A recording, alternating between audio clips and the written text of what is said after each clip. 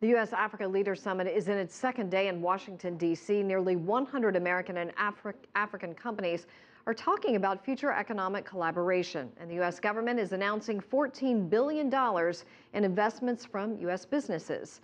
Girum Chala is following developments, and he joins us now. Hi there. A very good afternoon to you from here, Washington, D.C., where President Barack Obama just finished delivering for members of the media what his plans are when it comes to the engagements the U.S. has with Africa. President Obama said the U.S. wants to change its relationship for the better with the African continent, and said the U.S. should involve in the infrastructure developments of the African continent, including deep economic ties with the continent. Here is what we said. When I was traveling throughout Africa last year, what I heard was the desire of Africans, not just for aid, but for trade and development that actually helps nations grow and empowers Africans for the long.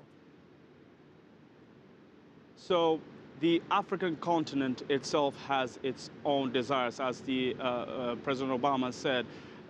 Some people that I've tried to speak to earlier during the day, delegates of the African countries, are saying aid should not be the rule of the day. At this time around, the African continent wants better ties, robust economic ties with the, let's say, the over 600 American companies who are trading with the African continent. So it's going to be, a real change, if you like, between the African continent and the U.S. when it comes to their ties in the future. African countries, they have experience, let's say, of trading with their Chinese partners. That's what they want to see at this time around as well. The other thing they want is they want to be treated equally as their, Asian or Latin America counterparts. The U.S. has strong relations and economic ties and trade ties with those two continents, and Africa wants to see that happening.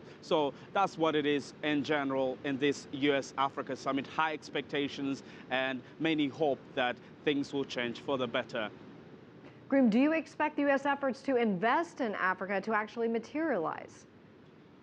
Well, that is the issue. Many are doubting if that is going to be the case, because for the U.S. to involve in the African economic activities, it needs some more policy change. Even the mindset should be different.